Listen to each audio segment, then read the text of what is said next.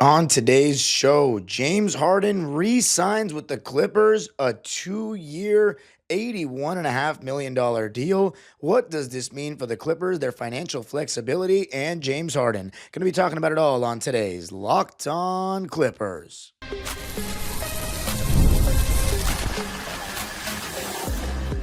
You are Locked On Clippers, your daily Los Angeles Clippers podcast, part of the Locked On Podcast Network. Your team every day. Yes, sir. You were locking in with the Clips. Thank you for making Locked On Clippers the first listen of your day, your team every day. I'm your host, Darian Vaziri, born and raised in LA, finished my 20th season as a Clipper fan, and have been covering the team for 5 years on my own YouTube channel, Dime Dropper, and 3 years right here on the Locked On Podcast Network. Your team every day. Make sure you subscribe on YouTube, hit the notification bell, and listen wherever you get your podcasts. On this episode, which is brought to you by FanDuel, America's #1 sportsbook. New to FanDuel, new customers can bet just $5 and get $150 in bonus bets if your first bet wins. Just go to FanDuel.com to get started. In this episode, we're going to be talking about James Harden re-signing, if there's still room for the rest of our roster to fill out, and what this means for the Clippers long-term. So let's begin. James Harden, this was the biggest question in the offseason. He had the opportunity to opt out of his contract or the second year of his deal. The Clippers paid him 2 years, $70 million going into last season. So we always knew, based on how he could do this year, he could opt out and try to get a new deal and, secure more guaranteed money. And he did just that. And especially by being an all-NBA player, I was nervous, not even necessarily nervous, but more so curious to see, what kind of money he would ask for in a situation like this. And it turns out he didn't ask for too much. I think this is a very solid team-friendly deal, given that we will be able to have a little more flexibility to do other things, and we're not going over the aprons or anything like that. The second year of the deal as a player option, so he can kind of do the same thing again. So essentially $40 million a year. Now, if you think that's overpaid, first off, we got to look at it from the lens of modern contracts, not the past, because then you'll go crazy. But if we look at it from the lens of how much guys are worth now, I think because it's not a long-term deal, are you telling me James Harden wasn't worth $40 million last year? I think that'd be crazy to say he wasn't, given that he was an all-NBA player and, in my opinion, deserved that honor. You know what I'm saying? So, last year averaging 23, 6, and 9. And the thing, it's not just a 23, 6, and 9, which are really good stats in themselves, but playing and starting 79 games and averaging 35 minutes a game in those games. 79 games at age 35 with that kind of usage. I mean, that's incredible. That tells you what kind of shape James Harden's in, as an athlete. So 79 games of all-star level production, yeah, that's worth $40 million in a league that nobody can stay healthy in right now. So for me, the price is perfectly fine. I salute James for not demanding too much, because he could have been like, yo, I'm all NBA, I'm 35 years old. Honestly, Kawhi doesn't play. I deserve $45 million. If he's making 50, I deserve at least 45. But he knows that would make the roster harder to fill out in the way that we need to compete and go further than the first round. And I do believe that James Harden still wants to win and still wants to make this team better. So yeah, he gets a little raise, going from about $35 million a year to $40 million a year. 2 years, $81.5 million. This was reported by Shams himself. And going back to what Lawrence Frank said in the press conference just a couple of days ago, he said he's our #1 priority. We're super hopeful that James is here, and he's here for a long time. He can opt out, and hopefully we can do a deal that makes sense for both sides, end quote. So that's exactly what happened. He opted out. We found a deal that suited both sides, and I think what makes this very, very key here is that he can opt out of the deal next summer, which I personally don't really see happening, because, why would James Harden want to leave the Clippers? He's home. We've been really good to him. He's been obviously really good for us. The Clippers have, when a player re-signs with a team, that shows you that them in the front office, are on pretty good terms. They're coming to an agreement that they want to keep working together. Yeah, I'm happy for James Harden. I'm happy that the Clippers found a deal that is not going to hurt their roster flexibility more than anything. And yeah, I mean, it was always a no-brainer that the Clippers are going to try to bring James Harden back. We've had some episodes lately about, the Kawhi fans saying that James Harden isn't the guy to play with Kawhi and he needs a new second option. And, he's not the guy, essentially. He's not the second star for Kawhi based on the how much he holds the ball, the offense becoming too centered around him, and all that. And I have an episode talking about the offense based on something that Ty Lue said to us the other day for another episode this week. But those people were never going to get their wish of having James Harden leave because James Harden's not going to want to go anywhere. Why would the Clippers give up an all-NBA player there's no doubt in my mind. You could argue if it's a Zubas, but there's no doubt in my mind who the player of the regular season was for us. Our only all-NBA player and our only all-star, James Harden. He carried the load all season long offensively. And these days, a perimeter shot creator in pick and roll is very important. And he's one of the best in history at that. So there's no doubt in my mind that even though, yes, of course, in Game 5 and Game 7, he wasn't good enough. Yes, in Game 7, he was pathetic. But in Game 4, maybe pathetic is harsh. Not good at all. Game 4, not great till the second half. That all matters. But it's not enough to say, yeah, we got to get rid of him. Because what better options are there than James Harden as the second option right now in the NBA that's on the market? It's just not possible. James is, I've said this a couple episodes ago, James is the best person for Kawhi because with how many games Kawhi misses, James Harden playing 79 games, it gives you that guy that can, raise the floor when Kawhi doesn't play. And he's going to not play a good amount, even if he is healthy with the load management and the caution around his knee. So James Harden was always coming back.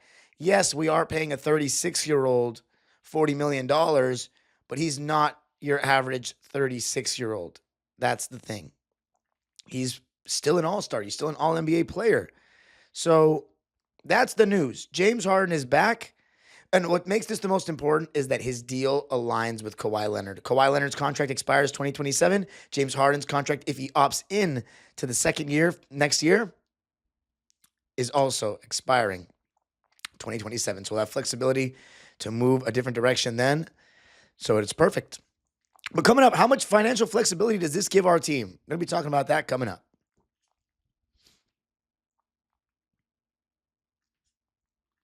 I got to tell you a little something about FanDuel. Summer sports are in full swing, and whether you're all about baseball under the lights, golf on the green, or high-stakes soccer action like in the Club World Cup, FanDuel is the best way to make every game even more exciting. You're already following the action. Why not make it a little more thrilling? With FanDuel, you can get in on the game while your friends are getting sunburned at the beach. I've been using FanDuel to track my favorite matchups, and the app keeps it fresh with new daily promotions and fun ways to bet. You can already start betting on the 2026 NBA regular season MVP. Nikola Jokic is actually leading the odds with plus 220, SGA second, and Luka Doncic way behind in third. Victor Wembanyama is in sixth place. And as far as awards like who's going to the finals, the Oklahoma City Thunder obviously are favorite, and then the Cleveland Cavaliers second with all of the injuries out east. So if you're feeling lucky about the Cavs, maybe the Knicks, go ahead to go to FanDuel. Now, new to FanDuel, new customers can bet just $5 and get $150 in bonus bets if your first bet wins. Open the FanDuel app today or visit FanDuel.com to get started. All right. So, James Harden re-signs with the Clippers. 2 years, $81.5 million. Player option in his second year. Now, these are Shams Charania's words, not mine. He receives a well-deserved raise while providing the team with flexibility to add talent in the present and future. So that is the big takeaway right there. The Clippers also maintain the flexibility to add talent in the present and future with the deal, and they will have access to the $14 million non-tax mid-level exception. So we still have that $14 million to spend on multiple players, maybe one player. So that is big time. So thank you, James Harden. That shows that he was thinking about the team as well and not just thinking about himself, which is great to hear. Of course, that is what he did the first year, his first full season in Philly, implying or assuming that he would get, or having an agreement, I should say, with Daryl Morey that he would get a bigger contract after the 2023 season, and he produced. But obviously, it didn't end very well in the playoffs. Morey wanted to go a different direction. And then, of course, James Harden didn't like that he went against his word. And then the famous Daryl Morey's a liar and I'll never play for any organization that he's a part of came out in China. But the still room part, so that's what makes this great, is we got that out the way. Now we still have a chance to go out and get some guys that can help this roster be better, help this Kawhi Leonard, James Harden core, Ivica Zubac's core be better. And again, for the people that thought we were going to go a different direction there, I think you're dreaming, because as far as the people that want Kawhi gone or traded, we don't know what the market is for Kawhi. We don't even know if the Clippers are shopping those possibilities. But the thing about it is, if you trade Kawhi and aren't getting multiple first-round picks back, then there's no point of really trading him, or you're getting unless you're getting a really good young player that can come in and put fans in the seats and have this franchise turning the corner into a new era with optimism that we could be good, or a championship level team. Well, I wouldn't even say championship contender again, but at least a playoff team again, you know? But the thing is, if we're bad and we don't get first-round picks for Kawhi Leonard, we don't have first-round picks. We don't have a first-round pick next year. So it's hard for us to say, yeah, let's just be bad and build to the draft when we've given up all our picks to OKC and Philadelphia for Harden and Paul George. And of course, that was the price to get Kawhi, was Paul George.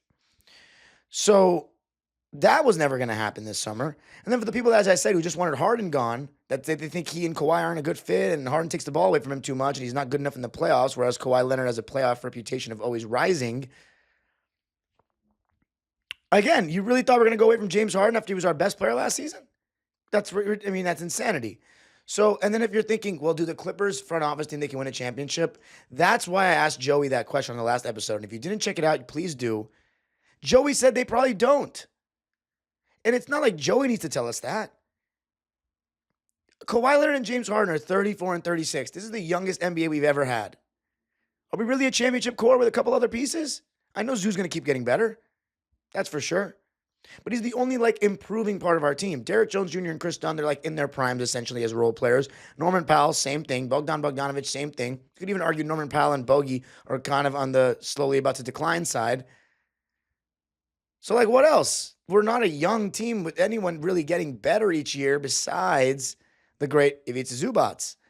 But they know that James Harden and Kawhi Leonard give us a chance to not only be a competitive and good team. Let's say for once the injury luck goes the other way, maybe we win a couple series. And winning a couple series, not every team can win the championship. But the Clippers know that they can't pivot properly to a new era that can, because the goal that Ballmer wants is to win a championship, duh. That's what we all want. But for those of us like myself who think that, oh yeah, this is probably not going to work out with Kawhi and Harden, the alternative right now, it's not a safe enough bet to be successful.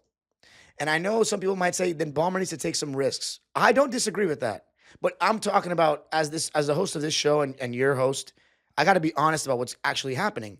And Ballmer right now not only knows that we don't have picks, he has a real resistance to rebuilding, maybe even if we had picks. You know? He said the closest we will ever do to a teardown will be the retool that we did around 2018-19, which we all loved as fans. We all loved that. But we had some more assets to work with. So that's the reality, is 2027 is the one. It all seems like the Clippers have kind of told us the plan. We're going to be competitive for 2 more years, at least this year for sure. Because look, there's no reason why looking at last year, if we're being real, if we're looking at last year, 50-win team, our best player misses over half the season. Assuming you can improve on the margins a little bit, maybe get a power forward, maybe get a backup center, and you have healthy Kawhi from the beginning, and an improving Ivica Zubac, why can't we win 50-plus games again? Why can't we win 53, 54 games? You know what I'm saying? And that might be good enough for a top 3 seed. And then the conversation changes entirely. including my tone. Because if you've noticed, what have our seeds been since I've taken over as the host of this show? 5, 5, and 4. Pretty good. Not top 3. That's again, and I never said a top 3 seed you need to win a championship, but I said if you look at the champions, every single one but 2 are top 3 seeds, so the odds are what they are. And this season, we had another team make the championship as the 4 seed, but we're talking about win the championship. And it's the number 1 seed, the best team in basketball this season, who won the championship. It was the best team in basketball last season who won the championship, the Boston Celtics. So 2 straight years. And it was the best team in the Western Conference wow. The 1 seed has literally won 3 straight years. So what does that tell you? The regular season does matter. So if you were a top 3 seed, that would change my tone entirely. And I think our best bet to be a top 3 seed in the Western Conference next year is by keeping Kawhi and James Harden. So yes, it might be fool's gold in terms of championship, but championships are very hard to win. Very hard to win. And you need the right guys for that. And Kawhi Leonard, given his health, is a tough bet. And in terms of a second star, it's not like those are growing on trees, like second options on a championship team. And I think James Harden might be closer to it than a lot of other people out there. And again, it's not just what James Harden does with Kawhi, it's what he does without Kawhi that makes him so valuable for the Clippers right now. So we could improve on the margins, but those are people that want like a big change. That was never going to happen this summer. You know what I'm saying? Because of the situation that we're in, because, we got Paul George and Kawhi wanted the second star and we gave up a lot. And then we doubled down on going all in on this era by trading for James Harden and giving up some more first-round picks. So we have some room, thankfully, to make this roster better. People keep mentioning Nikola Alexander-Walker getting paid that much. I think he would be great. We'll see if that happens. They also are we mentioned Bobby Portis, but he re-signed with the Bucks, so he's out of the question. That would have been nice, so he's off the market. People are talking about Luke Cornett, but he might want the full taxpayer mid-level, so would you pay, or non-taxpayer mid-level, whatever it is, would you want, Clipper Nation, you can comment below, would you want Luke Cornett for all that money, the $14 million? Is he good? I mean, I watched not that many Celtics games last year, but I went to UMass. All my friends are Celtics fans out there, and they told me that Luke Cornett was great for them last season. So would he be worth all that? I don't know. That's the thing. I don't know. But anyway, I think the moral of the story with this contract is that James Harden has given us an opportunity to get better next season. And that's good. That's what we want. So there is still room with that $14 million. But coming up, what is the overall feeling of the long-term direction of the Clippers? Going to be talking about that coming up.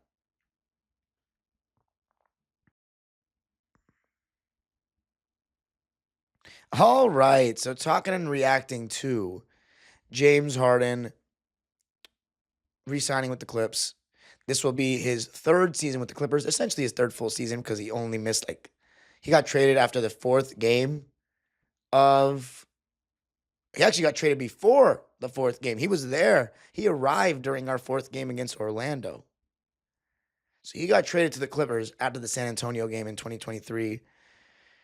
And so this will be his 3rd year as a Clipper coming up. And he had one of the better seasons in Clipper history last season. And I know that's not saying much because our history isn't very storied. But he had one of the best seasons in Clipper history.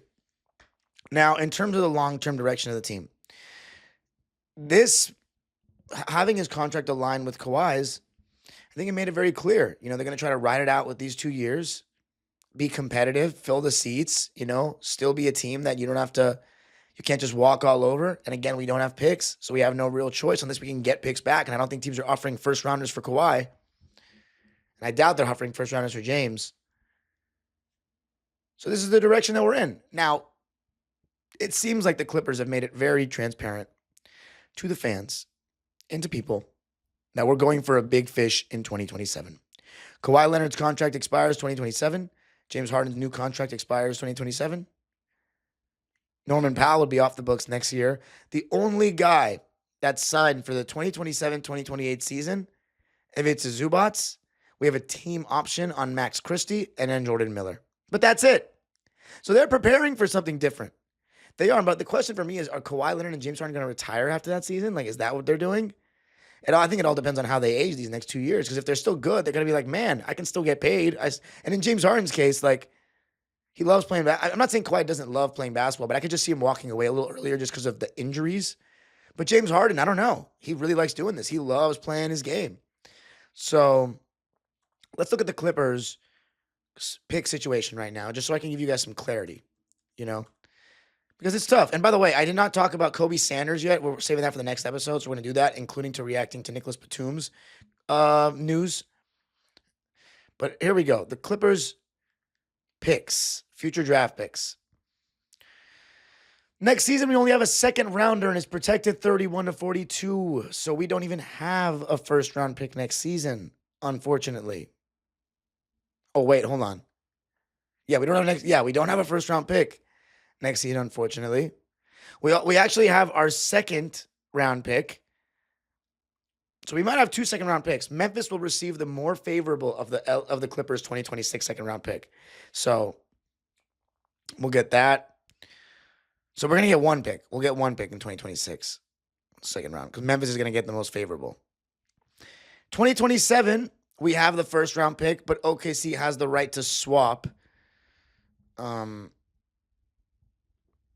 has the right to swap his 2027 first round pick, or if conveyed to OKC, Denver's 2027 first round pick, protected for selections 1 through 5.